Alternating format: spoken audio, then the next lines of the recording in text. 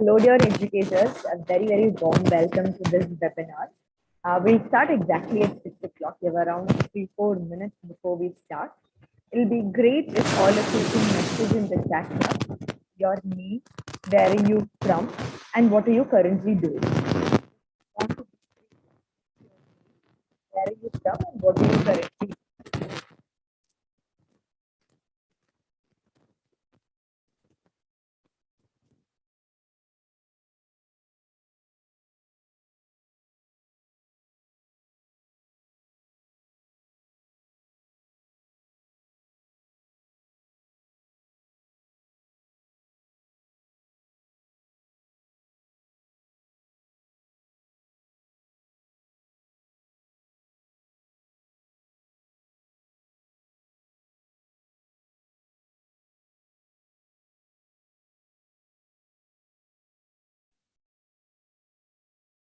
Thank you, Kavita ma'am, for getting us started. Requesting all dear participants, educators to just message in the chat box your name, where are you from, and what do you currently do. This will help us understand each other a little bit within the limited amount of time that we have. We have Kavita ma'am from Secunderabad.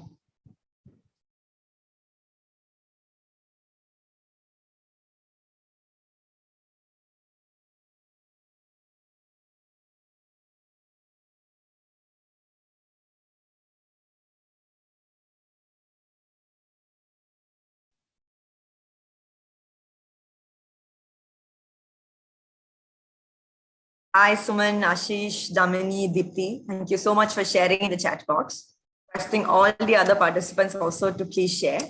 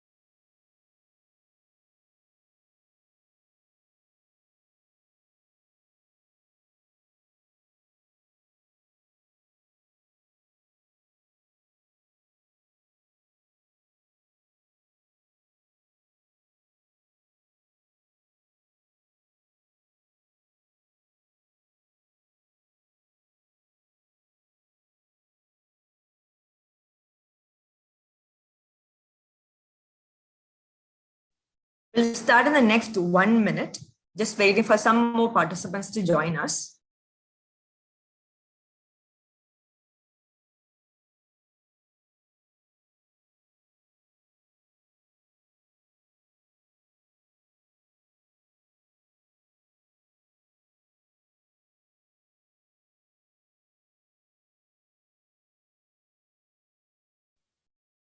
It's 6 o'clock and let's get started with the webinar. I'm very happy and excited to welcome all of you to this webinar. Firki team, we used to conduct a lot of webinars 1 year before. Last year, we focused on different other priorities, but we realized that webinars is a great way to engage with our dear users. Hence, going forward, we'll be conducting a lot of webinars consistently, at least one per month.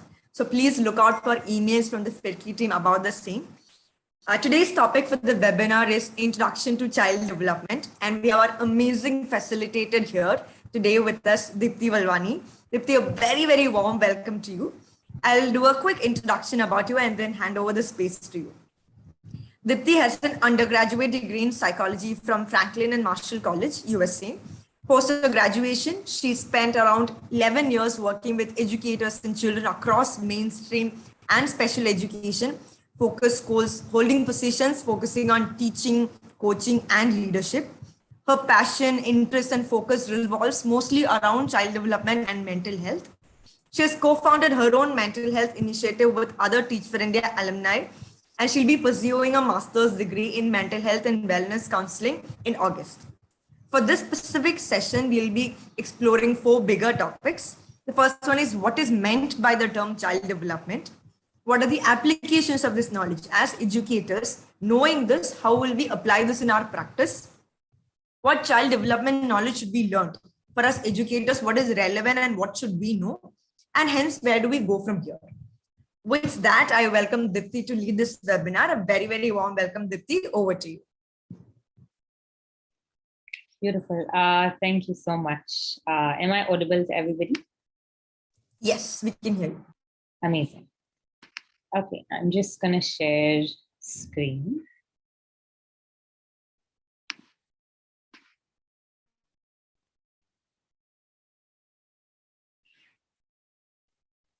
Okay, thank you again, Ellie, for that wonderful introduction. I'm here to give you a primer on child development. I included this quote by a philosopher called Chittu Krishnamurti, who I read up a lot about. When thinking about education, he's one of the people who I kind of consult in terms of just thinking out of the box, thinking differently. I'm just going to read this quote. In our relationship with children and young people, we are dealing with mechanical devices that can be quickly repaired, but with living beings who are impressionable, volatile, sensitive, afraid, affectionate, and to deal with them, we have to have great understanding, the strength of patience and love. In my work with children across different education systems and different abilities, I really feel that considering the whole child is extremely important when being an educator or a teacher. So when you're a teacher in the classroom, I feel that it's extremely important to look at the whole child. And with that, the 4 outcomes that Ellie had already reiterated is, I just want us to understand what is meant by the term child development today, what child development knowledge should be learned, application of child development knowledge, and where do we go from here, right? So I have only 45 minutes to give you a primer. And in these 45 minutes, I just want us to kind of walk away with really understanding this term child development. And I hope for us to all walk away and just do a lot of our own research with respect to it, because I think in deepening your understanding about child development, I feel that you can definitely cater to all children. And I think in understanding different milestones, what is expected of children, the typical neurotypical child, at least, I think then we can, as teachers and educators, know where we can provide intervention that is appropriate and needed for children who are not meeting those milestones. Yeah, so I'm just going to start off with explaining to you what is child development. When putting down the text over here, I just consulted different research articles, different textbook definitions, and just also kind of simplified it so that we can understand it in the context of the classroom.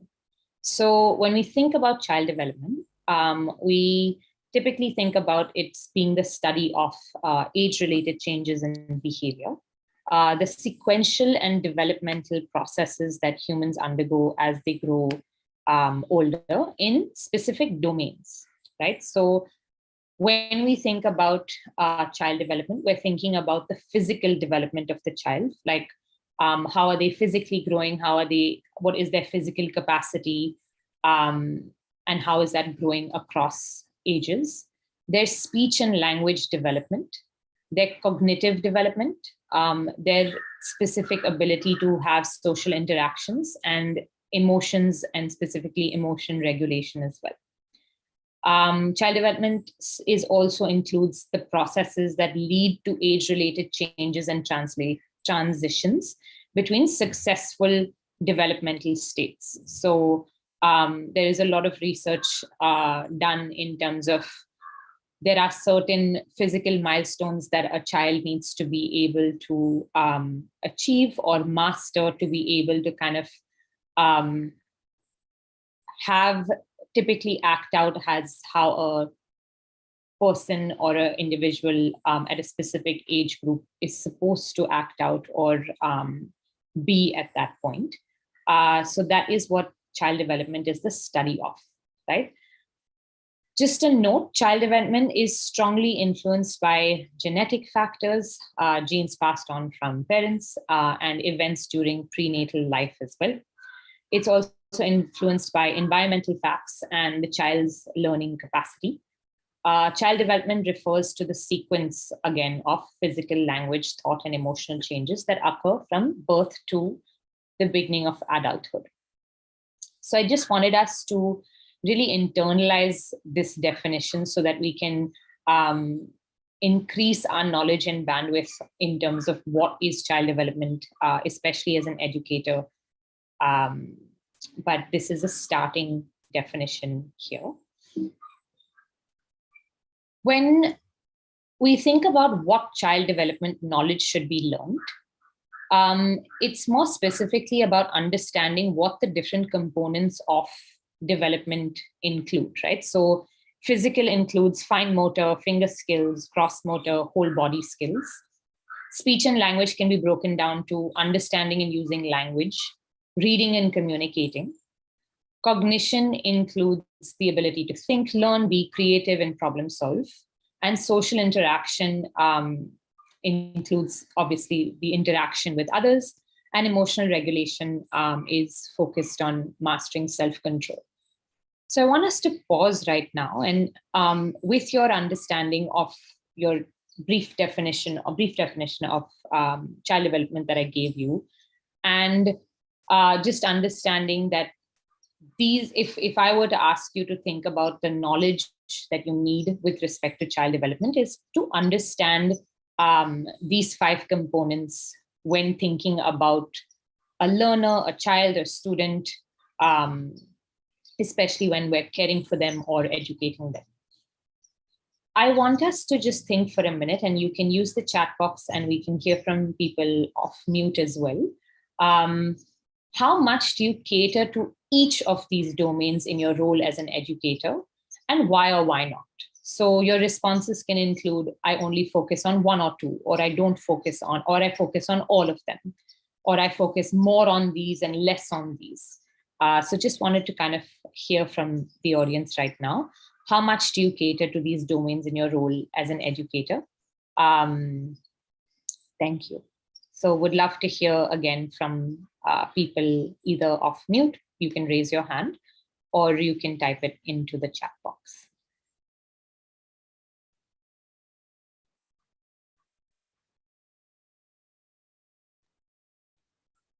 Okay, Ankita shares that she focuses on speech and language and social interaction.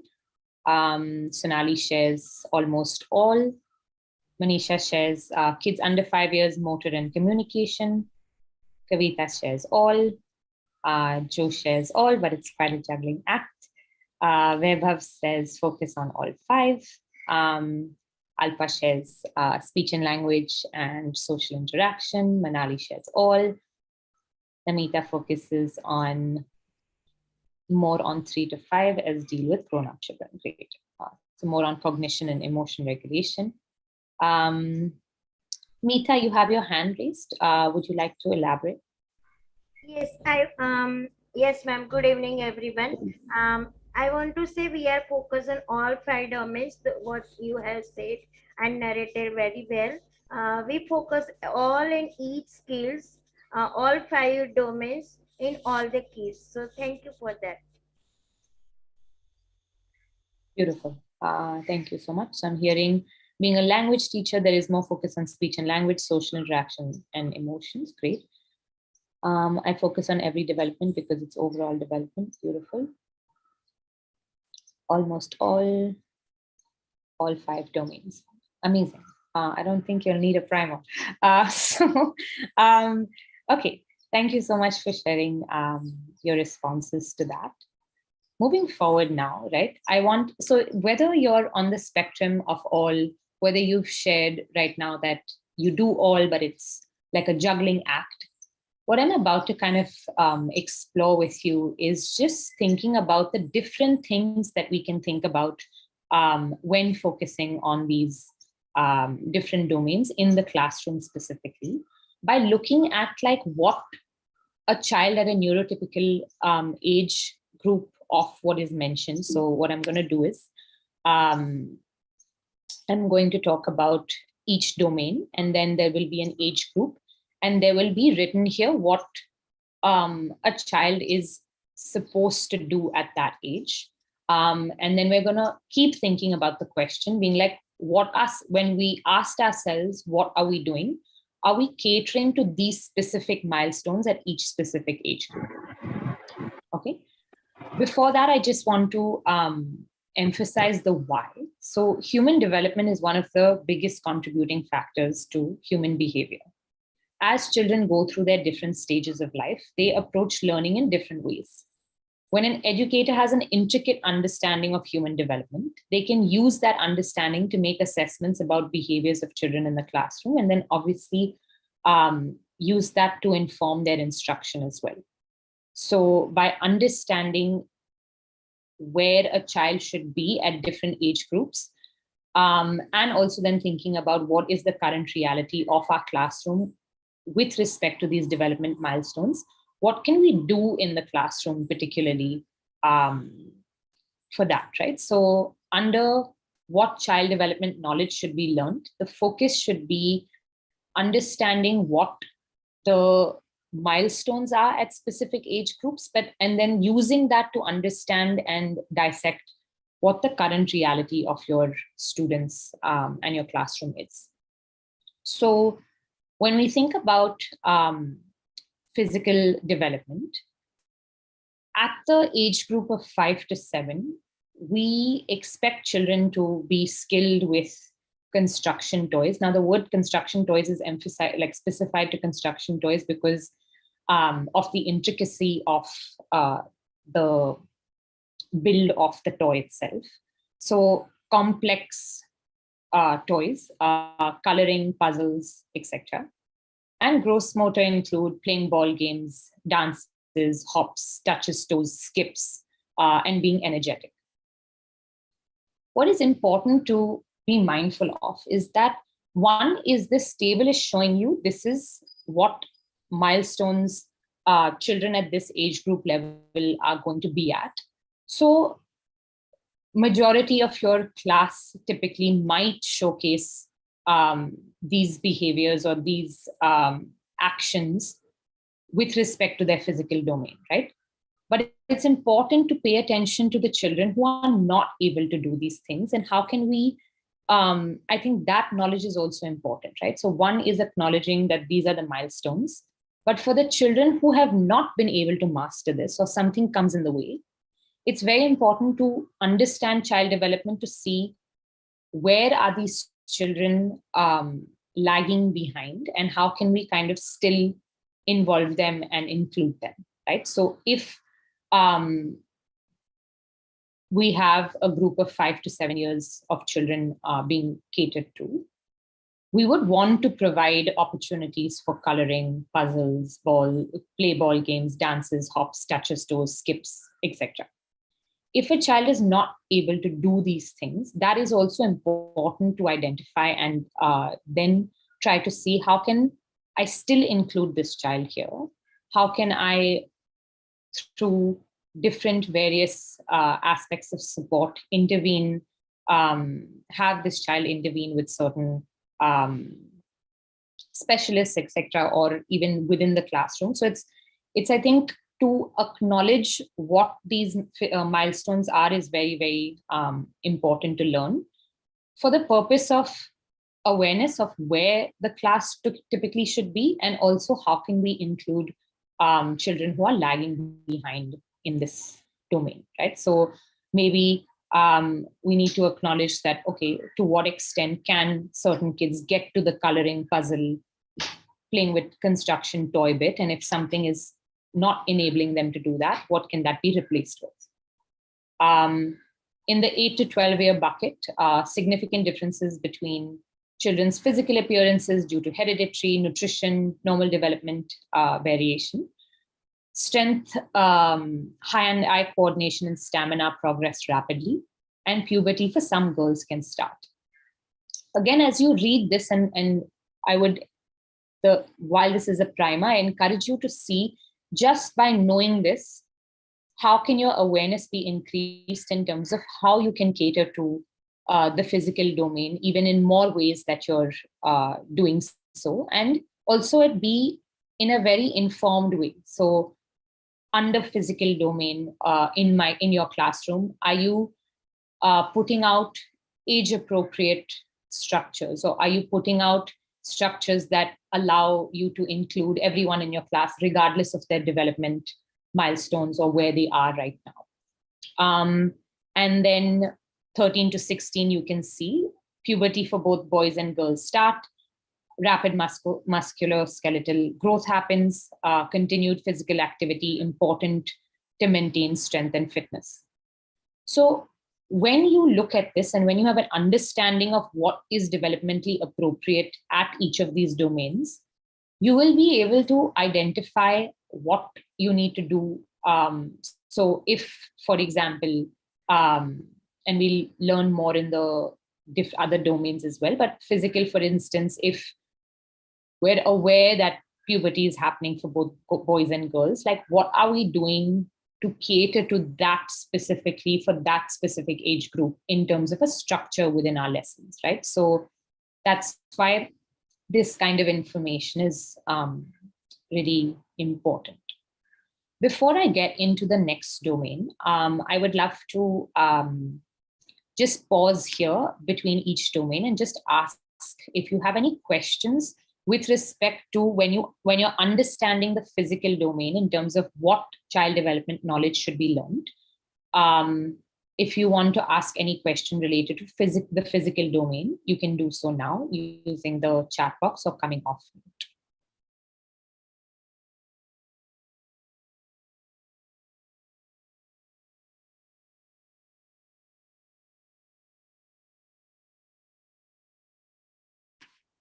Okay, I'll just wait. I have a question. My name is Vijay Lakshmi and I'm from Hyderabad. Hi. So my question to you is, the physical domain has a lot to do with the kind of nutrition and nourishment that these children get at home, right? And one doesn't really have too much control over this. So you are really working with what you get. So considering that this would be a limitation to a great extent, how does one try to overcome that or feed into it so that the situation improves? That's my question to you. That's a very, very relevant question. So my rationale for not including the nutrition and health part of it in the physical domain in this particular table, and I should have highlighted that before, is because this is focused on for educators specifically. And I feel that the nutrition and health aspect is something that parents have more control over. But I'm glad that you brought this question up, because what I specifically did in my classroom when I was looking at each of these different domains when catering to my instruction as well, is the way in which I'm taking you through these different domains, I kind of educated my parents, the parents of my students on the different domains that I did not have control over.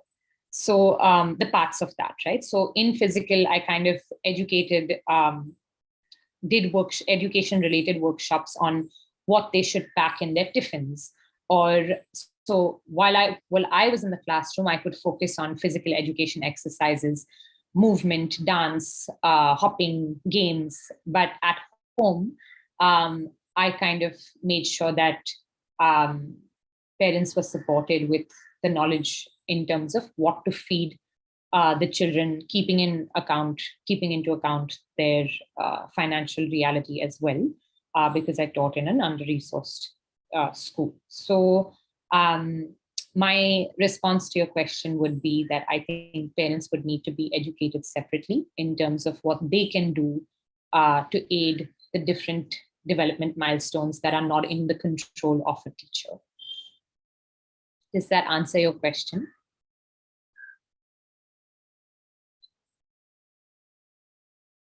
Yes, it does, Dipti. Of course. Shikha shares about is asking about what about kids from 0 to 5 years. So I'm focusing more on grade 1 to 10. But if you can just go on to and research something about kids' developmental milestones from 0 to 5, you'll find very similar literature that will give you that information. Will reading body language and looking for threats be also a part of this? No, so physical is more focused on movement. When we go to the other domains, that might get addressed. Mridu. Yeah. Okay. I will move on. Now going to speech and language. So here again, it's just, I've put in certain things again to leave you with giving you a space to just think about, like, am I catering to these things? And am I catering to the students who are not here yet? And what am I doing for them? Either to bring them at speed or to include them and meet them where they are. So speech and language, again, 5 to 7 years, it's typical that they confuse S with TH or F with TH. They enjoy stories and will use them again in their play. Wide repertoire of rhymes and enjoys humor. So if this is typically what develops, what are we doing to reinforce this in our classrooms? And what are we doing to include those who are not here yet? 8 to 12 years, reading and writing, becoming more articulate, being able to relate to events and hold adult conversations. So how many opportunities are we giving to students to do these things more and more in their particular age groups? And something I realized that when I was differentiating in terms of levels in my classroom, some students who had dyslexia, a child who had a mild case of autism, I realized that while I might have been catering to their developmental milestone, I was also kind of, because this was 4th grade, I was kind of robbing them the opportunity to hold more adult conversations, or I would kind of like give them extra attention, but then I had to be extremely mindful that I'm not taking away from other aspects of their speech and language development. So I think that's also something that's really important to learn in child development, is that what are the various components that are developmentally appropriate that will allow a child to kind of move forward. So yeah, 13 to 16, what is expected is ability to think constantly, use language to campaign for what they believe in, maybe reluctant to speak to adults directly, preferring anonymity. So again, like, I think even when connecting with students with respect to their speech and language at a 13 to 16-year-old group, they are thinking more rapidly. They might be reluctant to speak to adults, also kind of using that information is useful. Yeah, just going to stop at speech and language and see if we have a question or two.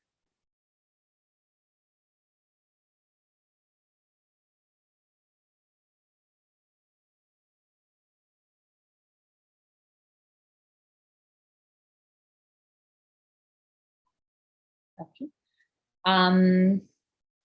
Social interactions. So typically what's expected at a 5 to 7-year-old age group, lots of complex play using lots of imagination, shares well, will get dressed and undressed.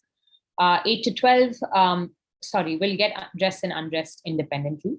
8 to 12 years, more independence from parents and family, stronger sense of right and wrong, beginning awareness of the future, more attention to friendships and teamwork, growing desire to be liked and accepted by friends. And what's expected at a 13 to 16-year-old age group, spending more time with peers, begins to form their own identity, exploring clothes, music, hobbies, pushing limits, may select adults other than parents as role models.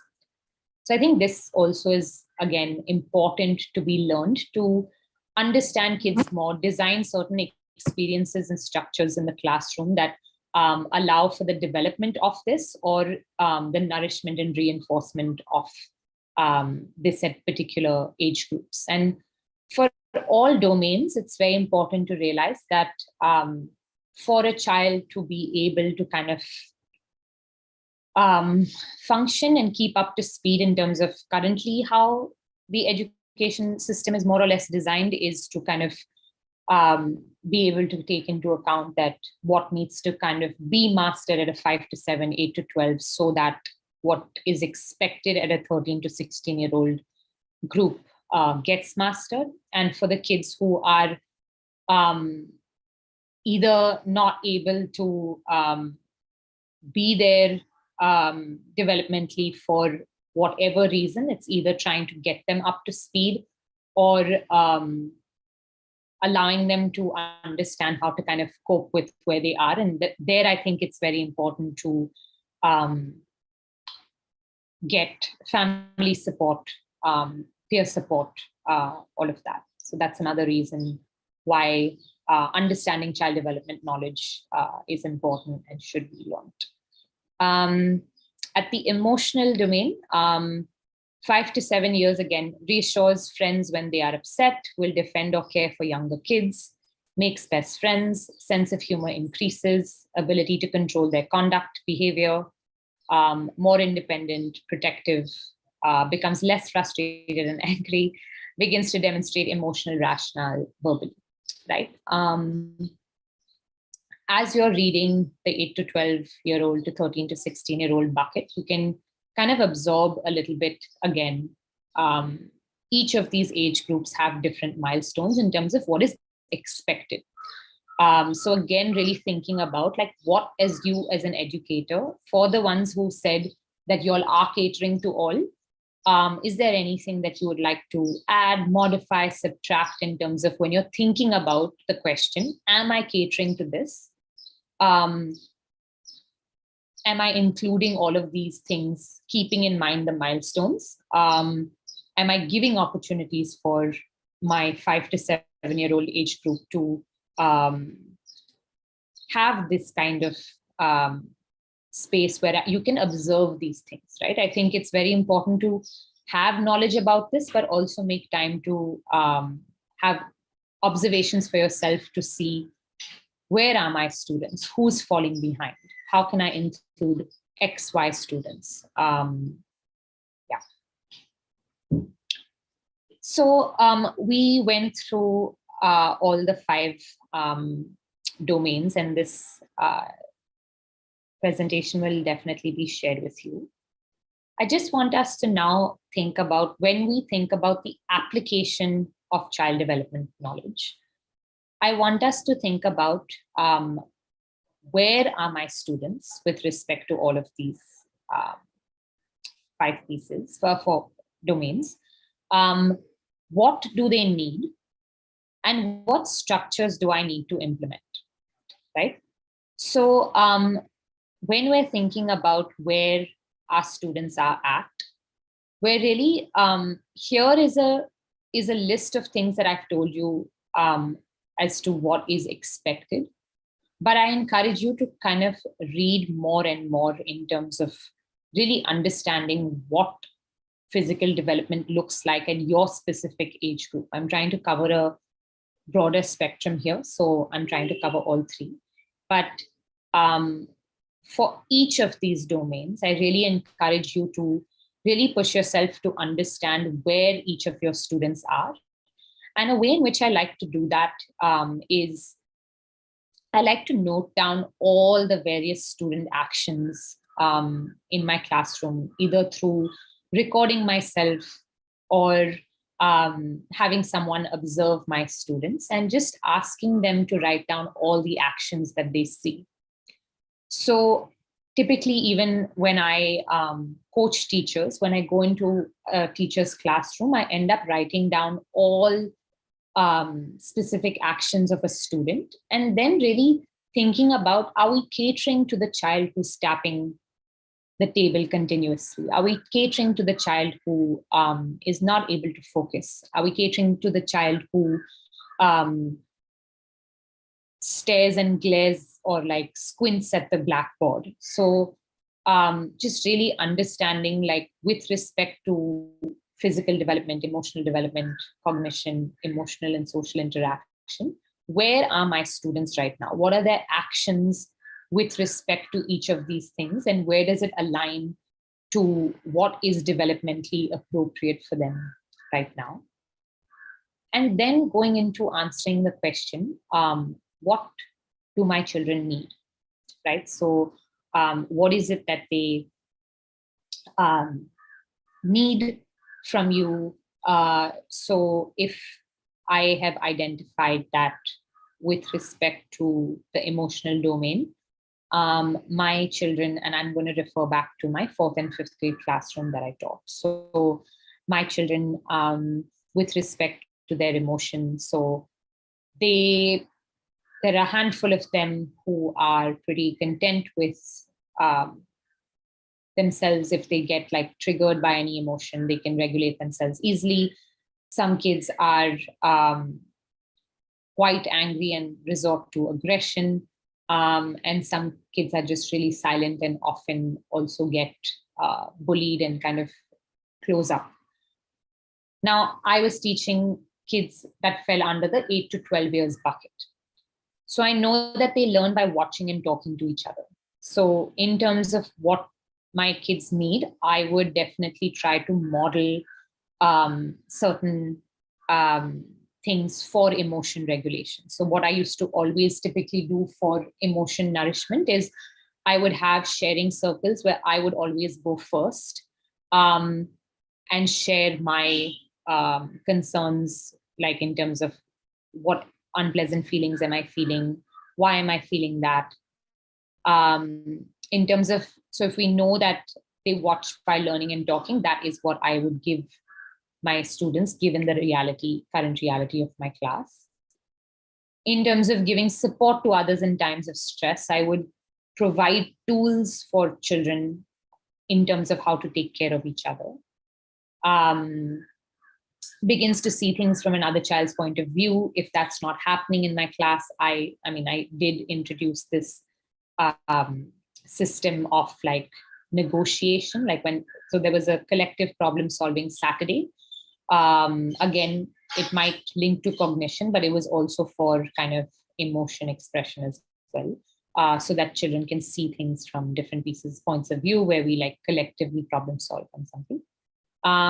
Still may require help to express their feelings. So that's why I think I used to model a lot of my responses. Sometimes they would repeat and copy mine, but I think over time it just allowed them to understand that, okay, I need some help.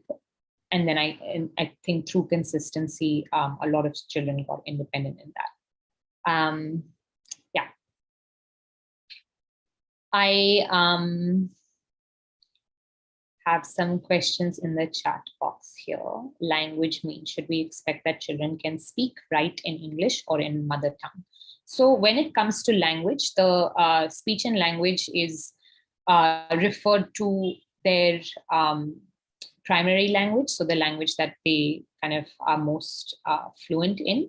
But because, so at the 8 to 12 year domain, like 8 to 12 year age group, that's where reading and writing is formed as a skill and becomes more strong, which is why introduction of a new language is encouraged at the 5 to 7 or even below that, below 7 years old. An introduction of new languages is definitely encouraged. So I think something that I experienced in the government school setting is that we didn't have Hindi Marathi instruction happen very consistently, and kids definitely paid the price when they were in the 10th grade for their board exam. So with respect to language, it is expected that the child can write and speak and read by the age group of from 8 to 12. That's when 8 it starts emerging, and then at 12 it starts developing further and further.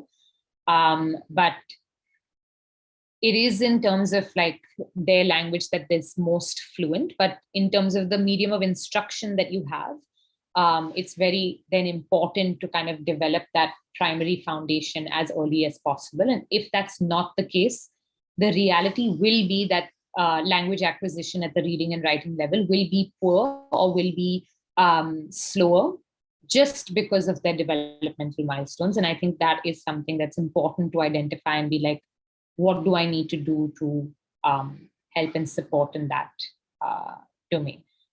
Sorry, I missed Naji's hand. Do you have a question?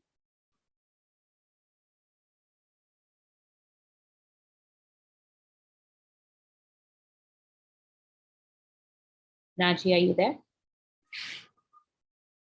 Okay, I'll go on. Naji, just let me know when you're ready in the chat box and you can share. Sahithya, sorry if I'm pronouncing that. Where does the reluctance stem from with respect to adult interactions? Okay, so with respect to speech and language, it's also a choice in terms of who they choose to speak to, etc.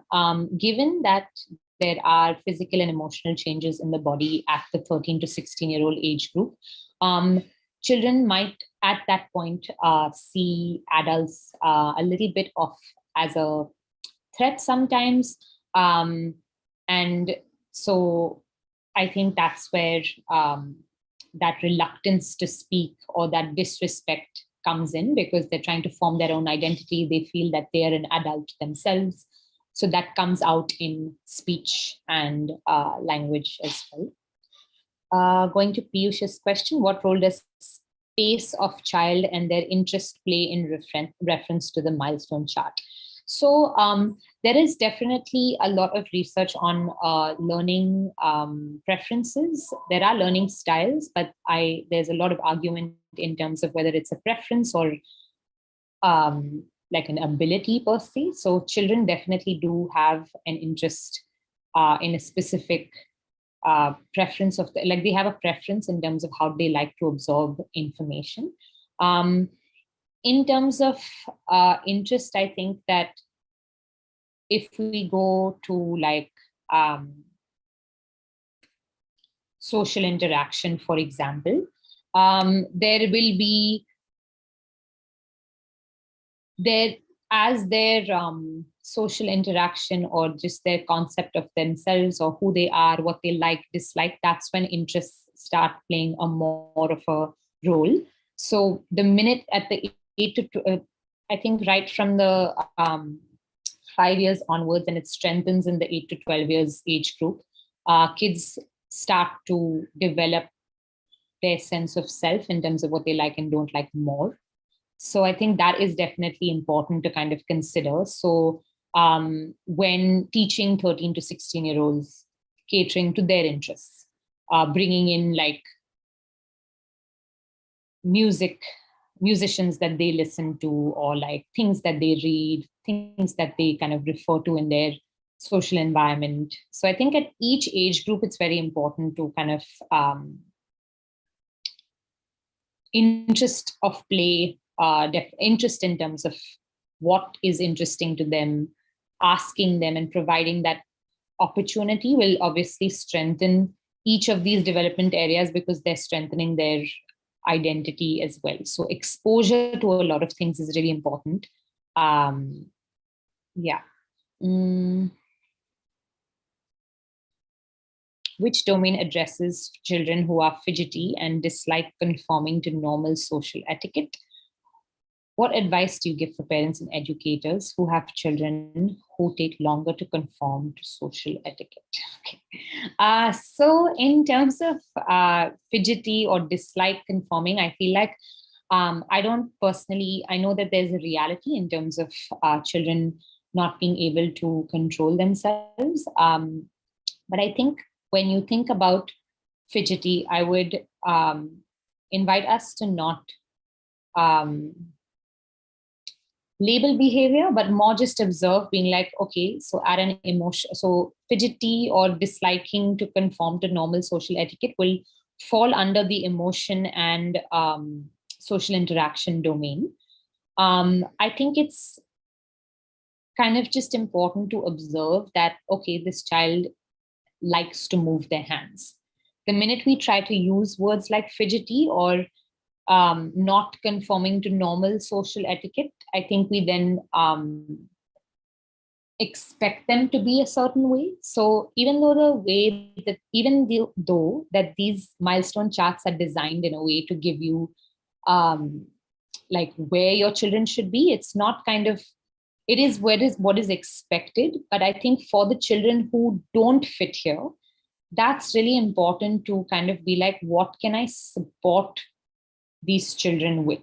So we now know that that fidgety or that disliking is something that is also something that exists because certain things that needed to develop to allow them to be able to not fidget or to conform to social etiquette behavior, something is missing, right? And I think that's what it's like, trying to identify like what is coming in the way, like why is that child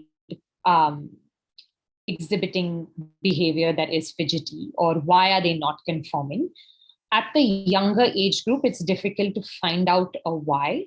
My advice for parents and educators, so I am really under the strong belief that it's a line that is used a lot by a lot of educators, but it does take a village to raise a child, right? I think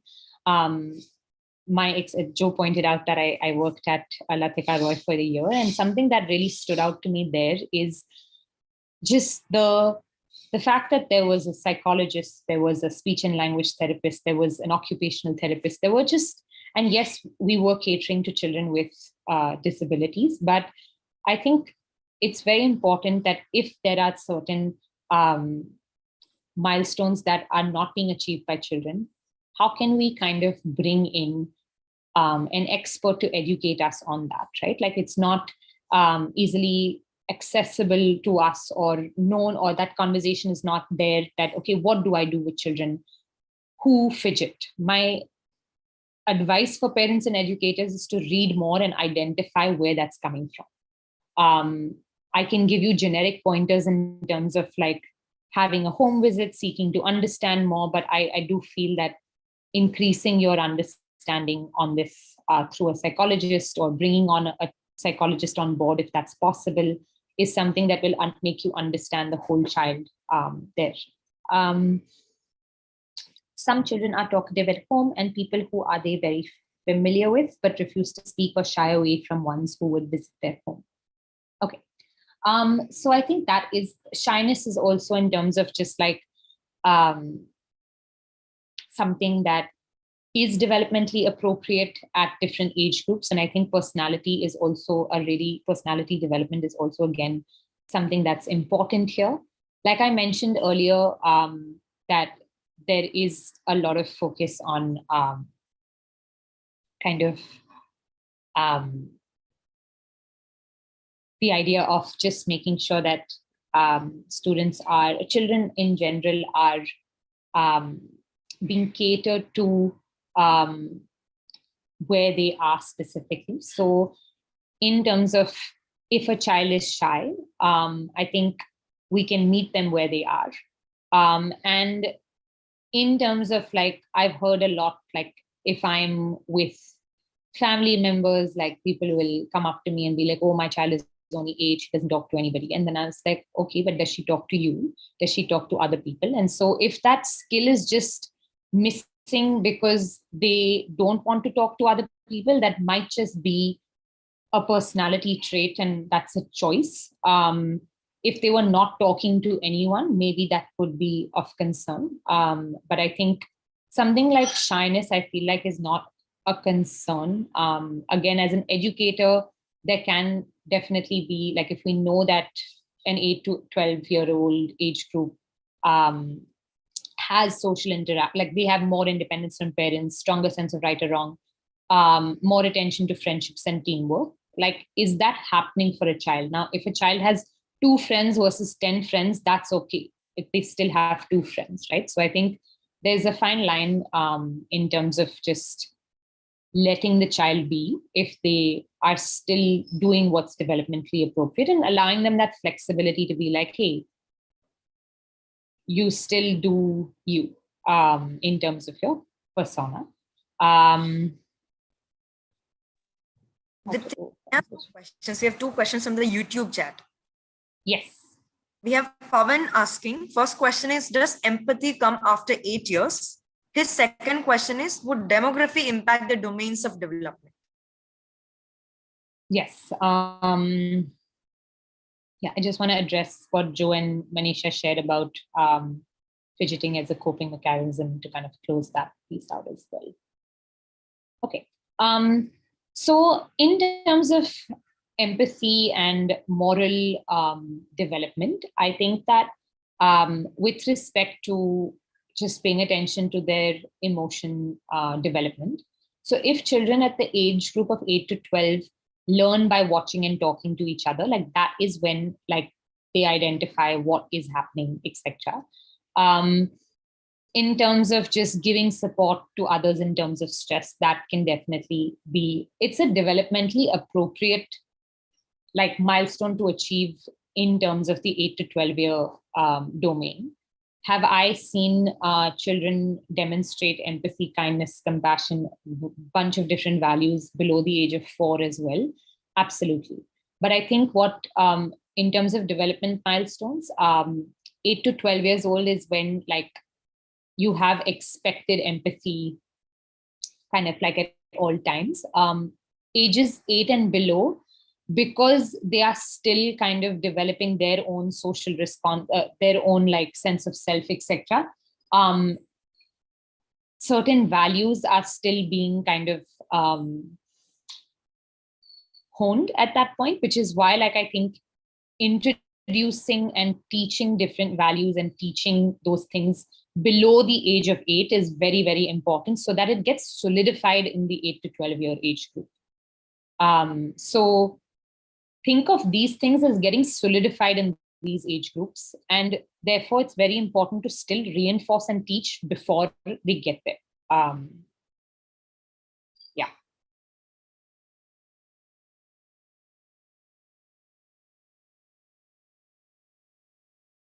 Yeah. Piyush has shared, I believe early years is mostly about self-directed learning. Thus, as a teacher or parent, we can provide diversified learning, living and exploring opportunities. Kids will choose their interest and develop and grow at their own pace. It takes care of their well-being and skill development. Missing milestones should not be a concern. Their pace might be less than others. I agree with this to most of the extent that you've shared. I also just feel that it's important to realize that acknowledging these milestones to create different learning experiences is important. Missing them is not the concern, yes, but being able to design experiences that allow one to kind of achieve these milestones is also important to consider according to.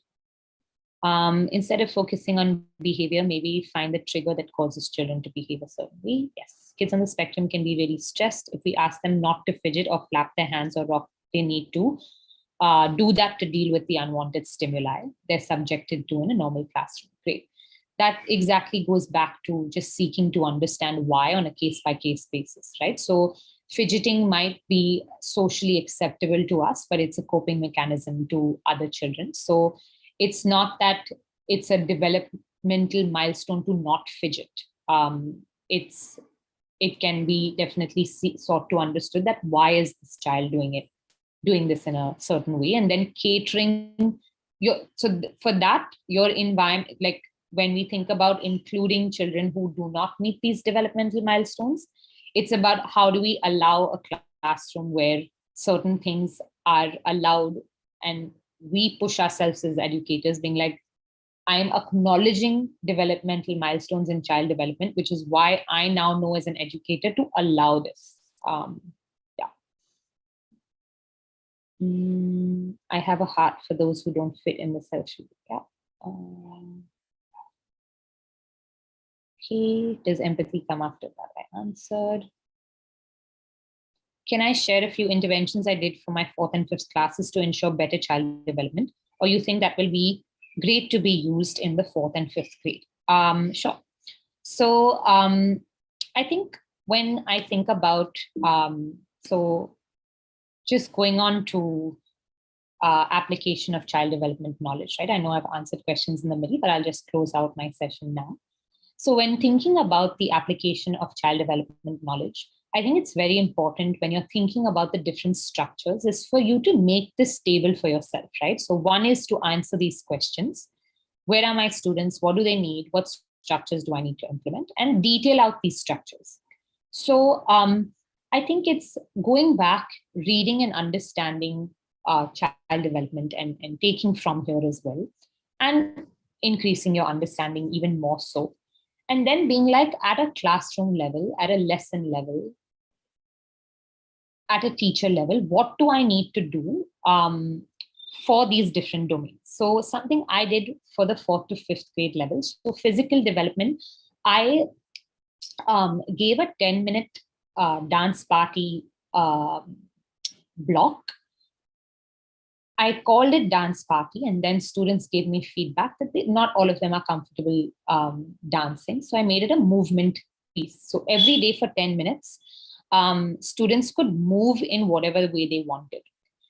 In that space for the 10 minutes, I also put in, like, there was a section in my class that had some pillows, they had paper to rip. So anything that they needed to do to move, punch a pillow, cut up paper, rip a paper, squeeze a ball, jump up and down. They had the entire classroom, and they were allowed to leave the classroom for 10 minutes. So that is what I used to do for physical development. I also made sure that there was allocated time for physical education, space where they were playing on the swings or the slides or like playing certain games. I got in certain people to teach a certain sport. In terms of structures for cognitive development, so I included like an art session every week for my students, which kind of gave them different ways to kind of even move around their hands also, so catering to physical development. And I used to do these things called brain breaks every 25 minutes. So after 25 minutes of instruction, I would say brain break. Each group had like a slate, and then I would change around the activities. So write down all the words starting with the letter S, or write down everyone in your team's favorite, write or draw everybody in your team's favorite toy, or like animal, or chocolate, or whatever.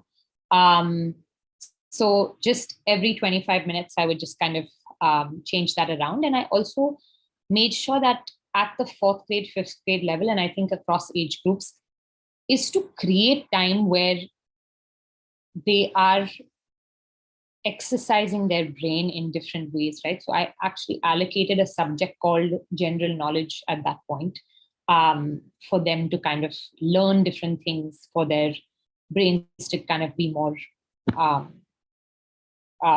focused and exposed to just academic pieces. For social development, over time, that 4th to 5th grade classroom ended up having peer counselors, where they had peers to go to if they had a problem, or like all of that. And I think I started off in the 4th and 5th grade, just giving them a lot of opportunities to turn and share, talk to each other. If they were in a group, I would set norms, being like, everyone participates, everyone has a voice, everyone feels included, no one gets bullied. And so like just examples of them being able to do that. I would also give them a lot of like structured like recess time where they could play puzzles and do all of those things where they could talk to each other.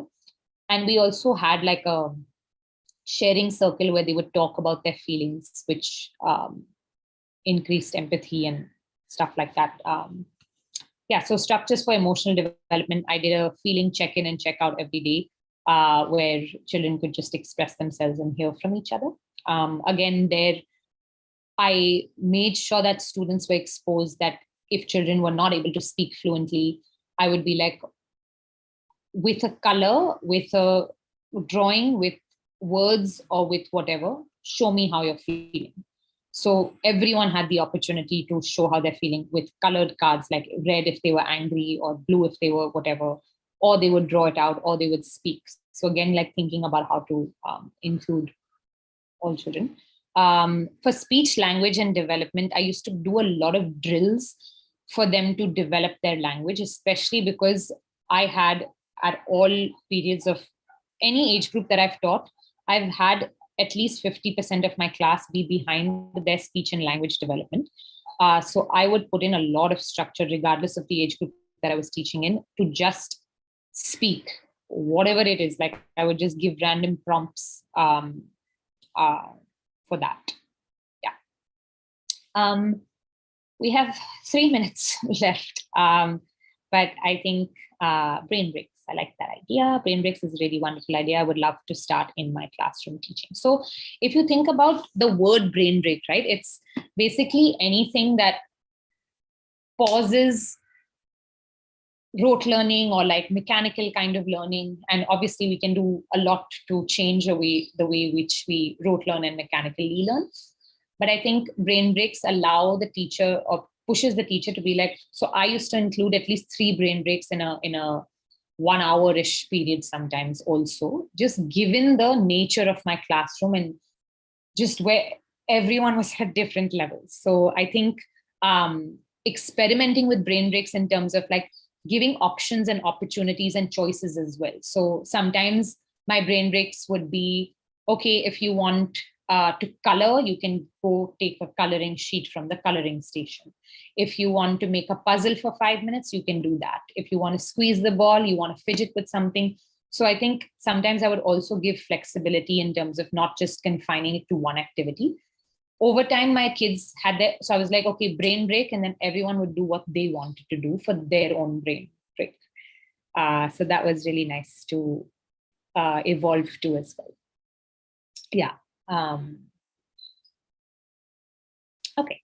So just in terms of where do we go from here, right? So just ending my session now.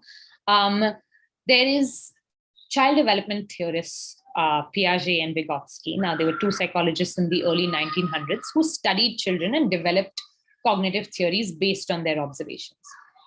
I just want you to know that one is, I would definitely encourage you to read up on this, but there is a lot of power in having discussions about child psychology, child development with varying educators from varying backgrounds, right? I don't think I acknowledged the question that was asked about if demographics are different, how does that play a role? So I think that is situational. It definitely does play a role. Where you come from, your socioeconomic background, it plays a role in terms of the developmental milestones, just in terms of resources that are available sometimes, etc. So I think one is, we can definitely deepen our understanding of child psychology. And these are 2 theorists. One, Piaget advocates learning more in terms of hands-on learning and encourages that based on his theory. Vygotsky is another person who suggests more gradual changes using social contact and language. Just skipping through this a little bit, but essentially, like, it is said that by incorporating Piaget or Vygotsky's theory into the classroom, developmental psychology principles can positively impact student achievement. So just a disclaimer for this statement, I think it's very important to still be extremely mindful of, like, and go back to these questions, right? Like, where are my students? What do they need? What structures do I need to implement? And I think this, like, going into child psychology and developmental psychology will definitely help. And I know that Firki is offering a course that focuses on both of these theorists, and you can definitely strengthen your understanding from there. But I feel like it's very, very important to have discussions around this. Like people were sharing and asking questions, a lot of people responded as well. So yeah, thank you so much, Pratyay. I will handle over to you. Thank you, Dipti. Thank you so much for the session. I hope the participant had a lot of strong takeaways from your session. I think personally what stood out for me was how you, like, describe different action steps, right? Like how the development will look like in action during each of the domain, and like the stages also, like at the age group. So that was a great takeaway for me personally. So thank you so much for the session.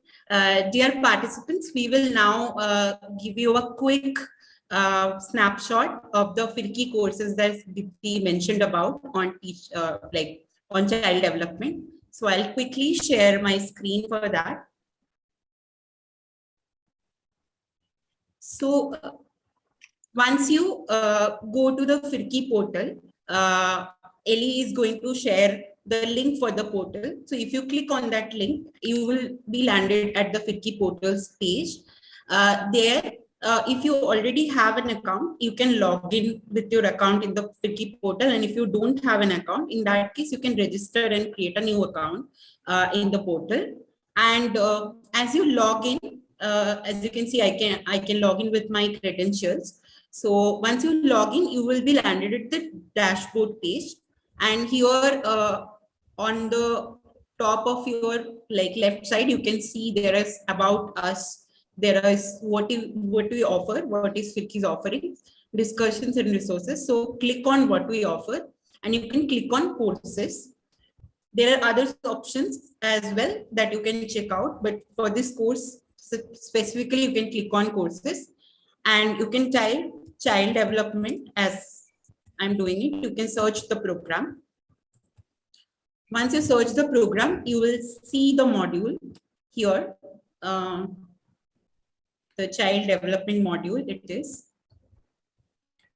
Once you click on that, you can enroll yourself and start taking this course.